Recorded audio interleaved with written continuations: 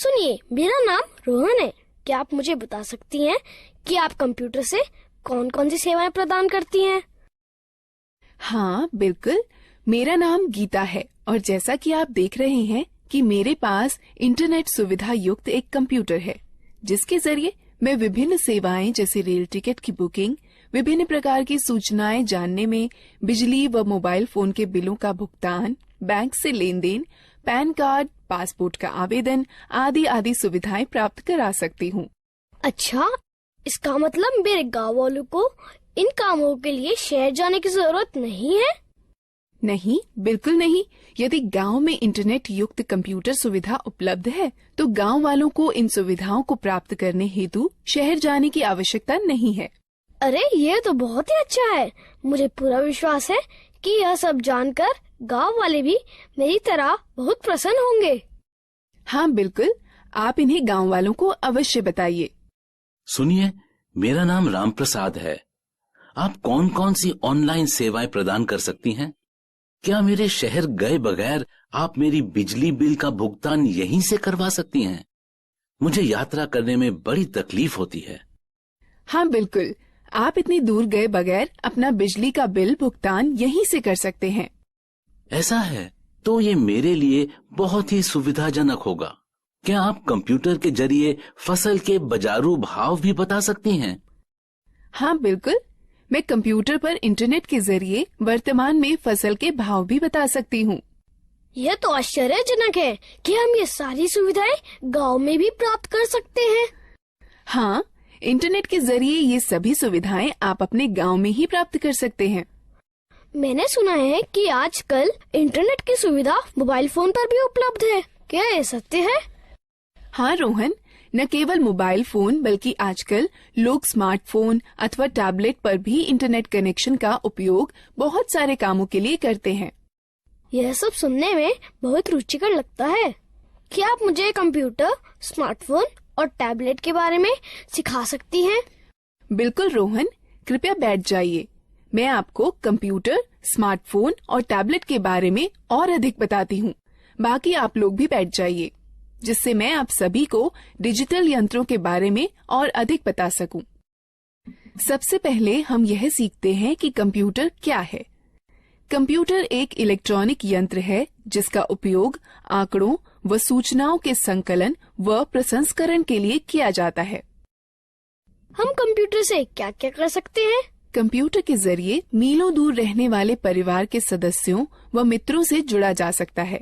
Rail ticket book कराए जा सकते हैं, बैंक खाते में लेन देन किया जा सकता है, सूचनाएं एकत्रित की जा सकती हैं, खेल खेले जा सकते हैं, गाने सुने जा सकते हैं और सिनेमा पिक्चर देखी जा सकती है।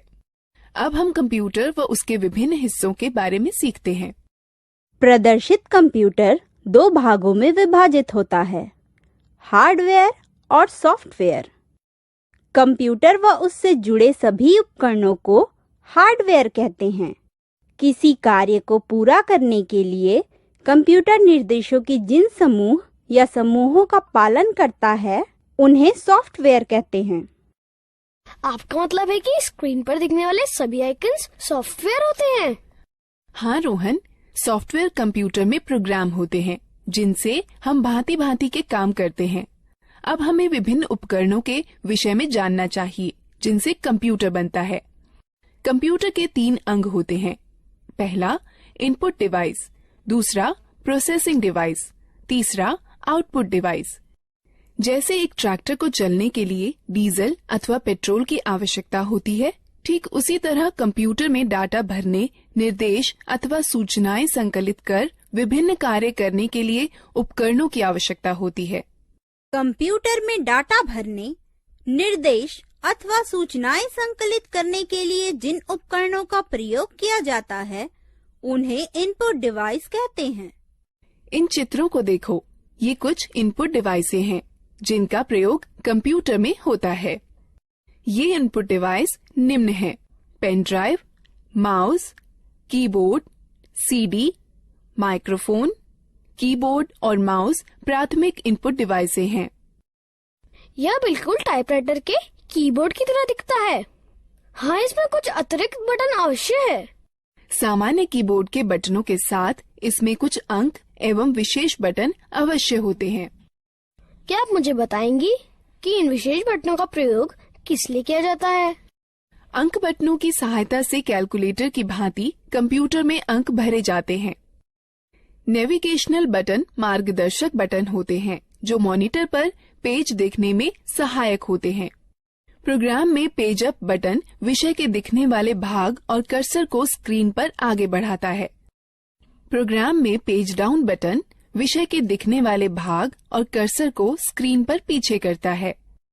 प्रोग्राम में होम बटन कर्सर को विषय के आरंभ में ले जाता है।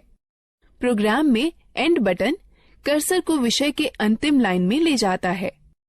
प्रोग्राम में ये तीनों बटन संपादन बटन कहे जाते हैं जो कंप्यूटर में पठनीय विषय में संशोधन करने में सहायक होते हैं।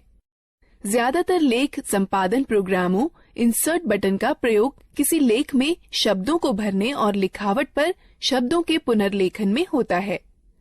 डिलीट बटन लेख संपादन प्रोग्रामों में एक एक कर अक्षर दाईं ओर मिटाता है। बैकस्पेस बटन लेख संपादन प्रोग्रामों में एक एक कर अक्षर बाईं ओर मिटाता है। ये 4 बटन किस काम के लिए प्रयोग किए जाते हैं? ये चारों बटन दिशा निर्देशक बटन कहलाते हैं। ज्यादातर लेख संपादन प्रोग्रामों में ऊपर की तरफ तीर के निशान वाला बटन कर्सर को स्क्रीन पर ऊपर की ओर ले जाता है। ज्यादातर लेख संपादन प्रोग्रामों में नीचे की तरफ तीर के निशान वाला बटन कर्सर को स्क्रीन पर नीचे की ओर ले जाता है।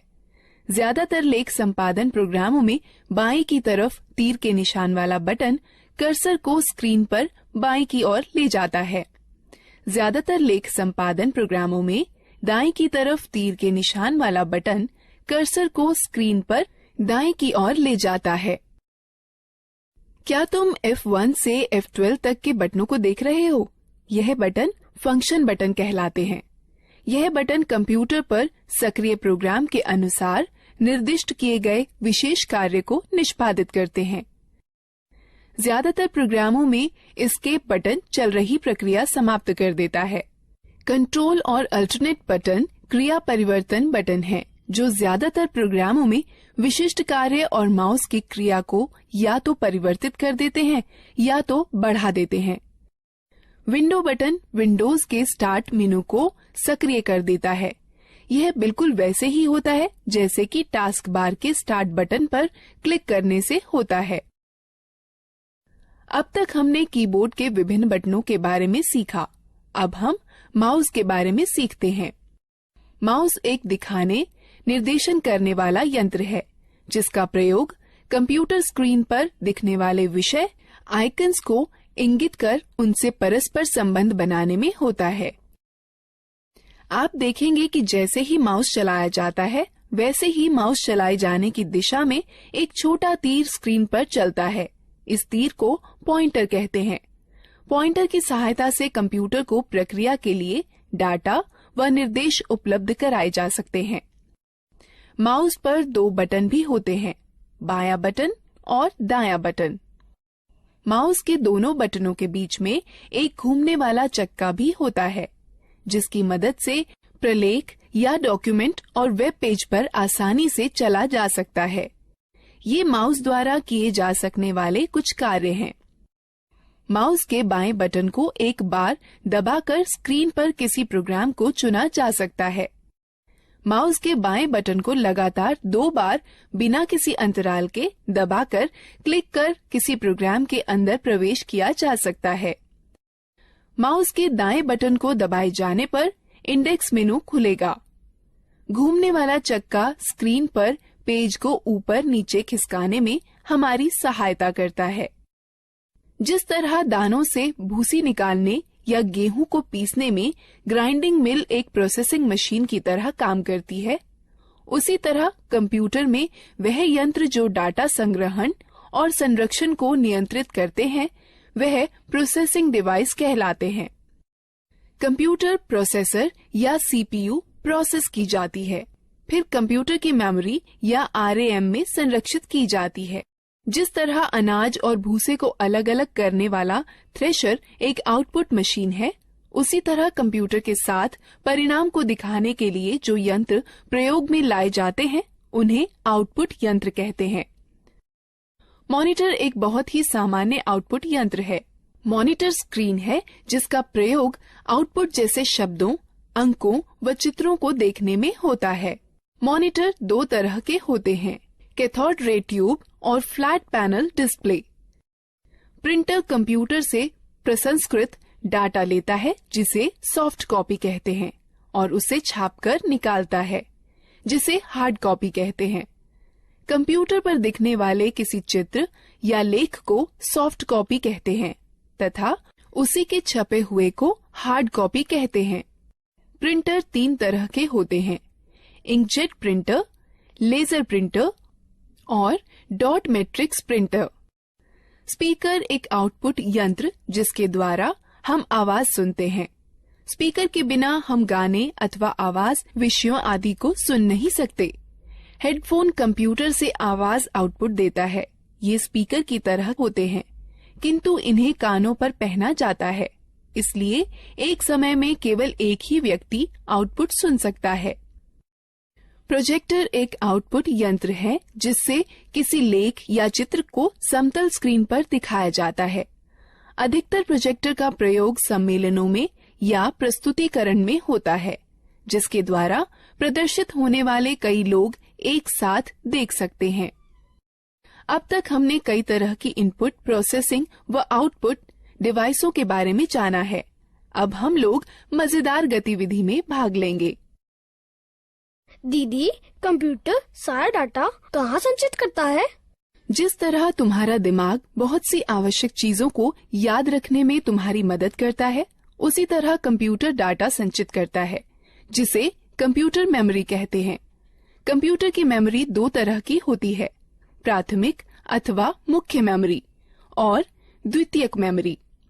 मुख्य प्राथमिक मेमोरी बहुत तेज है, इसे रैम कहते हैं। इसका अर्थ रैंडम एक्सेस मेमोरी अथवा रैम होता है। कंप्यूटर की गति रैम पर निर्भर करती है। डाटा और निर्देश मुख्य मेमोरी में संचित रहते हैं, जहां से ये प्रोसेस कर रिजल्ट प्राप्त करने के लिए सीपीयू में पुनः प्राप्त किए जा सकते हैं। रैम वह मेमोरी होती है जहां सारे प्रोग्राम संचित किए जाते हैं। कंप्यूटर की गति रैम पर निर्भर होती है। कैश मेमोरी वह मेमोरी है जो रैम का अंग होती है और प्रोसेसर के बहुत पास होती है। इसका प्रयोग प्रोसेसिंग गति को सुधारने में किया जाता है। प्राथमिक मेमोरी सीमित होती है, इसलिए असीमित डाटा को सुरक्षित करने के लिए द्वितीयक मेमोरी का प्रयोग करते हैं। चूंकि कंप्यूटर द्वितीयक मेमोरी पर सुरक्षित डाटा को सीधे प्रोसेस नहीं कर सकता, अतः प्रोसेस करने के लिए पहले रैम पर उसकी नकल तैयार की जाती है। ये कुछ डिवाइस हैं जो द्वितीयक मेमोरी की तरह कार्य करती हैं: पेन ड्राइव, हार्ड डिस्क और डीवीडी। तो एक कंप्यूटर डाटा को अपनी मेमोरी में कैसे सुरक्षित करता है? कंप्यूटर सभी सूचनाएं केवल दो अंकों 0 और 1 में संचित करता है। एक अकेली बाइनरी डिजिट अर्थात 1 अथवा 10 को बिट कहते हैं। 8 बिट्स के ग्रुप को एक बाइट कहते हैं। इस सारणी को देखो, इसमें बिट्स और बाइट्स के बीच के संबंध को दिखाता है। निर्देश जो कार्य पूरा करने और हार्डवेयर को नियंत्रित करने के लिए प्रयोग किए जाते हैं, सॉफ्टवेयर कहलाते हैं। सॉफ्टवेयर प्रोग्राम्स निर्देशों का योजनाबद्ध क्रमवार समूह है जो कंप्यूटर को निर्देशित करते हैं कि क्या करना है और कैसे करना है। सॉफ्टवेयर दो प्रकार के होते हैं: एप्लीकेशन सॉफ्टवेयर और सिस्टम सॉफ्टवेयर। एप्लीकेशन सॉफ्टवेयर वो प्रोग्राम होते हैं जो उपयोगकर्ता को कंप्यूटर में विशिष्ट कार्य को पूरा करने में मदद करते हैं। माइक्रोसॉफ्ट वर्ड और open office draw application software के उदाहरण हैं, जो प्रोग्राम कंप्यूटर हार्डवेयर से सीधे जुड़े होते हैं। सिस्टम सॉफ्टवेयर कहलाते हैं। कंप्यूटर चलाने के लिए आपको एक ऑपरेटिंग सिस्टम की आवश्यकता होती है, जो एक सिस्टम सॉफ्टवेयर है। हमारे आगे बढ़ने से पहले इस एक्टिविटी में भाग लेते हैं। गीता, ये सब रुचिकर है। मैंने पहले कभी भी कंप्यूटर नहीं चलाया है। क्या तुम मुझे बता सकती हो कि कंप्यूटर कैसे स्थापित किया जाता है और कैसे चलाया जाता है? अवश्य चाचा, मैं सब कुछ समझा दूंगी। सबसे पहले मैं आपको कंप्यूटर के विभिन्न अंगों से परिचित कराती हूँ। यह मॉनिटर है। यह टेलीविजन की तरह है और इसकी स्क्रीन पर आउटपुट देखा जाता है। यह सिस्टम बॉक्स है। इसमें सेंट्रल प्रोसेसिंग यूनिट अर्थात सीपीयू होता है। यह सीपीयू ही कंप्यूटर का मुख्य दिमाग होता है। यह कीबोर्ड और माउस हैं। यह दोनों इनपुट डिवाइस हैं, जिसके द्वारा कंप्यूटर में डाटा भरा जाता है। कंप्यूटर को जोड़ने के लिए सबसे पहले उसे मेज पर रखिए। तब सिस्टम बॉक्स के बगल में मॉनिटर रखिए। सिस्टम बॉक्स के पीछे का भाग देखिए। इसमें विभिन्न डिवाइसें जोड़ने के लिए खांचे बने हैं, जिन्हें पोर्ट कहते हैं। अब इस तरह से मॉनिटर सिस्टम से जोड़ा जाता है। सिस्टम बॉक्स वीडियो पोर्ट को वीजीए पोर्ट कहते हैं। इससे मॉनिटर को जोड़ने वाले तार को वीजीए केबल कहते हैं। वीजीए केबल के एक सिरे को सिस्टम के वीजीए पोर्ट से तथा दूसरे को मॉनिटर से जोड़ा जाता है।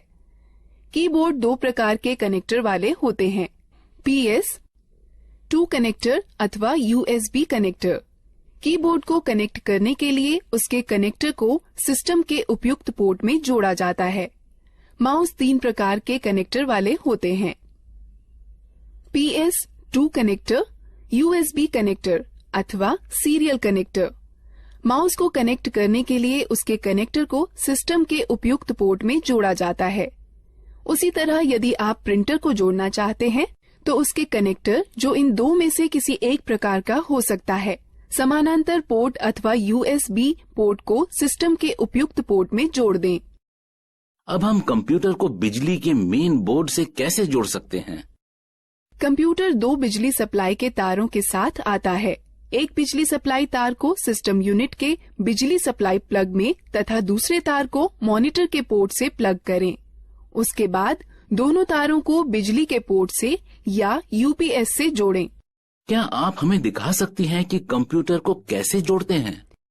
बिल्कुल। कंप्यूटर चालू करने के लिए निम्न कार्यवाहियों का अनुसरण करें। पहले सिस्टम यूनिट व मॉनिटर दोनों की बिजली सप्लाई चालू करें। तब सिस्टम यूनिट का पावर बटन दबाकर उसे चालू करें व मॉनिटर का पावर बटन दबाकर उसे चालू करें। अब कुछ क्षण इंतजार करें और देखें कि मॉनिटर पर डिस्प्ले आने लगा है। इसे बूट स्क्रीन कहते हैं। धीरे धीरे सभी सॉफ्टवेयर लोड हो जाएं तो कंप्यूटर प्रयोग के लिए तैयार है। धन्यवाद गीता। पहली बार न केवल कंप्यूटर को देखा है बल्कि उसे चालू करना भी सीखा है। हाँ, कंप्यूटर के विषय में यह सब बताने के लिए धन्यवाद दीदी। अब क्या आप हमें मोबाइल फोन व टैबलेट के बारे में भी बता देंगी? बिल्कुल रोहन, मैं तुम्हें सिखाऊंगी कि मोबाइल फोन व टैबलेट कैसे चलाते हैं। हाँ, मैं भी इन चीजों के बारे में सीखना चाहता हूँ। पहले हम मोबाइल फोन व टैबलेट के विभिन्न अंगों, कार्यों व उपयोगों के बारे में जानते हैं। जैसे आप जानते हैं कि बेसिक मोबाइल फोन एक ऐसा यंत्र है जिससे आप कॉल कर सकते हैं, कॉल प्राप्त कर सकते हैं व मैसेज लिखकर भेज सकते हैं व प्राप्त कर सकते हैं। आधुनिक मोबाइल फोनों में कई तरह की विशेषताएं होती हैं, जैसा कि इंटरनेट, खेल, कैमरा, वीडियो गेम और मार्ग निर्देशन प्रणाली। यह फोन स्मार्टफोन कहलाते हैं। कुछ मोबाइल फोनों में 2-2 सिम कार्ड एक साथ ही फिट हो जाते हैं। इन्हें डुअल सिम फोन कहते हैं। फोन के विभिन्न अंगों को देखें।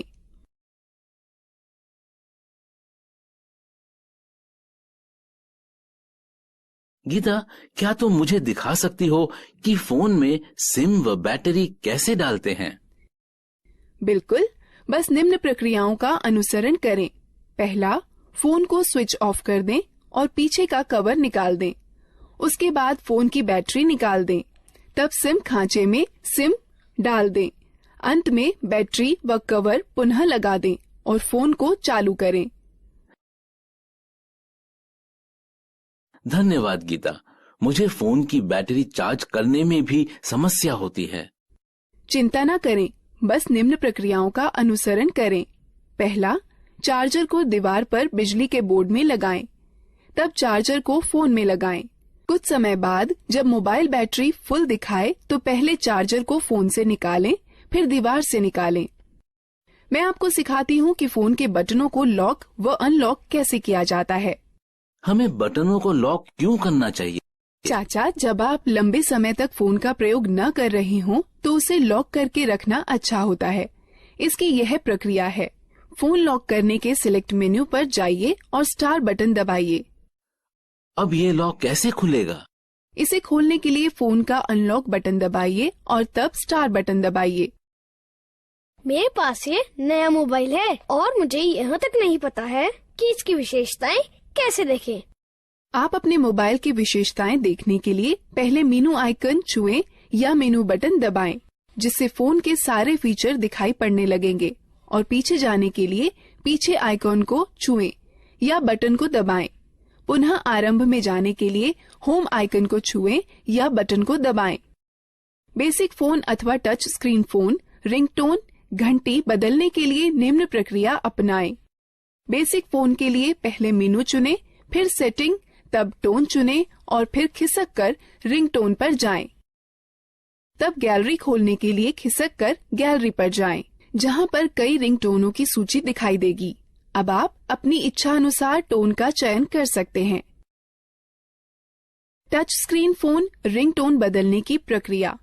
पहला, होम आइकन को छुएं, फिर मेनू आइकन को छुएं, फिर पर्सनलाइजेशन सेटिंग्स आइकन को छुएं, फिर सेटिंग आइकन को छुएं, फिर प्रोफाइल सेटिंग आइकन को छुएं, तब रिंगटोन या नोटिफिकेशन रिंगटोन आइकन को छुएं, तब रिंगटोन की सूची में खिसक कर अपनी इच्छानुसार रिंगटोन चुनें, तब ठीक ओके। मैं अपने फोन में अलार्म सेट करना चाहता हूँ। क्या सुबह जल्दी अलार्म सेट करने में आप मेरी मदद कर सकती हैं? निम्न प्रक्रिया से आप स्वयं कर सकते हैं। बेसिक फोन के लिए पहले मेनू में अनुपयोग चुनें, फिर अलार्म घड़ी, उसके पश्चात अलार्म का समय सेट करके सेव चुनें, फिर खिसक कर रिंगटोन पर जाएं। यदि आप अलार्म को दोहराना चाहते हैं तो चयन के विकल्प में जा दोहराना, फिर दिनों का चयन कर संपन्न चुनें। टच स्क्रीन फोन में निम्न प्रक्रिया अपनाएं। पहले मेनू को छुएं, तब घड़ी को छुएं, तब अलार्म को छुएं, अलार्म का समय सेट करके सेव चुनें। दीदी, क्या आप हमें टैबलेट के बारे में बता सकती हैं? हाँ जरूर, मैं अभी बताने ही वाली थी। टैबलेट एक कॉम्पैक्ट डिवाइस है जो एक स्मार्टफोन अथवा एक लैपटॉप अथवा कंप्यूटर की तरह है। आजकल टैबलेट अपने सुविधाजनक आकार और फीचर के सरल उपयोग के कारण बहुत लोकप्रिय हो गए हैं। इनका उपयोग हम इंटरनेट पर ब्राउजर, मेल चेक करना, डाउनलोड और किताबें पढ़ने, गेम खेलने, वीडियो देखने के अलावा संगठक के रूप में किया जा सकता है। टैबलेट विभिन्न प्रकार के होते हैं। यहाँ पर कुछ हैं। बुकलेट टैबलेट पीसी का सबसे सरलतम रूप है, जो किताब की तरह दिखता है। इस डिवाइस के दोनों तरफ डिस्प्ले होता है और इसकी कार्यप्रणाली दोनों तरफ छूने से कार्य करती है। यह हस्तलेख को पहचानने वाला सॉफ्टवेयर होता है, जो तुम्हें स्क्रीन पर वैसे ही लिखने की अनुमति देता है जैसे कि आप पेपर पर लिख सकते हैं। स्लेट सबसे साधारण और सबसे ज्यादा पाया जाने वाला टैबलेट पीसी है, जो अधिकतर मनोरंजन के लिए, फिल्म देखने के लिए, इंटरनेट चलाने के लिए, वीडियो देखने, वीडियो कॉल करने और दोस्तों के साथ चैट करने के लिए प्रयोग किया जाता है। कन्वर्टेबल टैबलेट लगभग पारंपरिक लैपटॉपों की तरह के ही होते हैं। इसमें बस एक बड़ा फर्क यह होता है कि इनसे टच स्क्रीन डिस्प्ले होता है, जिसे 180 डिग्री तक घुमाया भी जा सकता है। हाइब्रिड टैबलेट में स्लेट और कन्वर्टेबल टैबलेट दोनों की सबसे अच्छी विशेषताएं सम्मिलित होती हैं। हाइब्रिड टैबलेट अलग हो सकने वाले कीबोर्ड के साथ आते हैं, जो कि दिए गए स्लॉट के जरिए स्लेट पीसी में जोड़कर टैबलेट पीसी में बदले जा सकते हैं। एक रग्ड टैबलेट उन उपयोगकर्ताओं के लिए अच्छा है जो कठिन वातावरण परिस्थितियों में कार्य करते हैं। इनके अंदर की हार्ड ड्राइव झटकों को सहन करने वाली और इनका सुरक्षात्मक कवच इन्हें काफी टिकाऊ बनाता है। यह एक बात आपके लिए ध्यान में रखना अति आवश्यक है कि प्रथम बार इनका उपयोग करने से पूर्व इनकी बैटरी को कम से कम 6 से 7 घंटे चार्ज करना चाहिए, जब तक कि बैटरी पूर्ण रूप से चार्ज न हो जाए।